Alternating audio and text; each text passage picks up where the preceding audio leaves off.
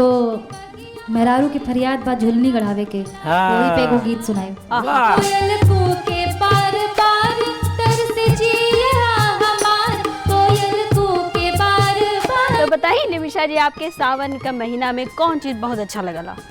सावन में सब कुछ अच्छा लगेला, चारों तरफ हरियाली रहेला, हरी हरी चूड़ी रहेला, हरी हरी। सबसे फेवरेट देखा महिला लोग के डिमांडो ज्यादा रहेला सावन में। और का रहे चाहे काहे ना रही, बताओ। तो उस समय मेहरारू कुल बहुत ज्यादा नैहरो भागे जाली अपना जो तो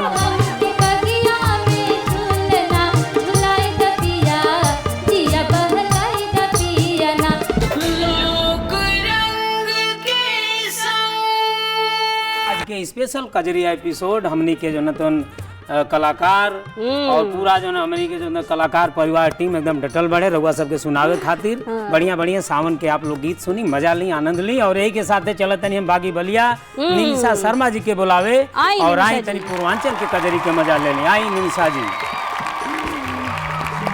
निमिषा जी तो आज बलिया का रंग दिखाई है। हाँ बिल्कुल। तो आज को तू का सुनेबू? हम एगो बहुत बढ़िया एगो मेहरारू के फरियाद बा झुलनी गढ़ावे के, वही पे एगो गीत सुनाए। वाह, ये बात तो सही है। जो कली है देखा सावन के महीना में होला का औरत लोग खूब सजेली धजेली, बढ़िया बढ़िया खाना पकवान सकवान सब ये सब सावने में चलेला, चाप के खइबो करेला आदमी। ऐसे कि मौसम एकदम जो न ठंडा रहेला, बढ़िया बढ़िया झिम पानी बरसेला, किसान लोग खेत खलिहान में जो काम धाम करेला और वही में डिमांडो बढ़ जाले। बिल्कुल बढ़ी, काहे ना बढ़ी। क्यों नैहर जाला देखो उस समय मेहरारू कुल बहुत ज्यादा नैहरो भागेली जाली अपना जो न, तो उस समय जो न झुलनी के नथिया के बढ़िया लहंगा के साड़ी के जरूरत तो पड़बे करेला। तो बहुत सुंदर तू जो न तो बात कलू है, सुनावा हमनी के चलत तनी जा सावन के गीत के आनंद लेवे। अब के सावन में झुलनी गढ़ाई द पिया, जिया बहलाई द पिया ना।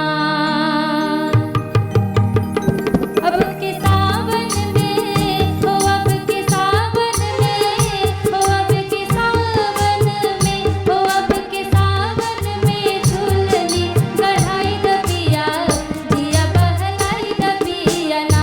हो अब के सावन में झुलनी गढ़ाई द पिया, जिया बहलाई द पिया ना।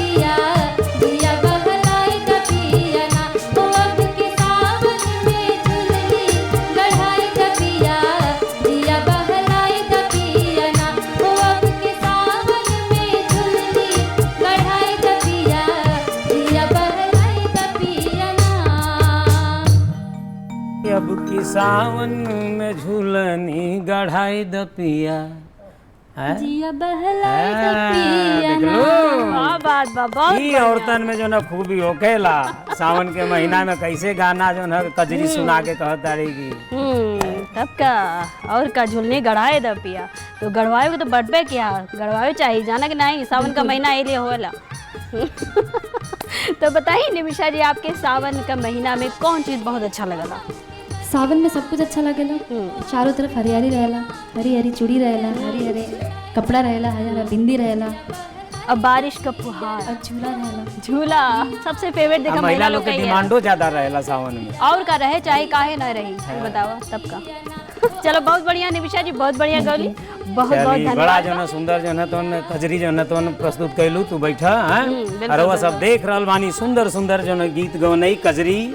आज जो ना तो कजरी के सुंदर एपिसोड में हमनी के सब जो ना कलाकार लोग जुटल बानी जा, और यही के साथे साथे जो ना तो ना बागे के प्रस्तुति होके के चाहिए। चाहिए बिल्कुल।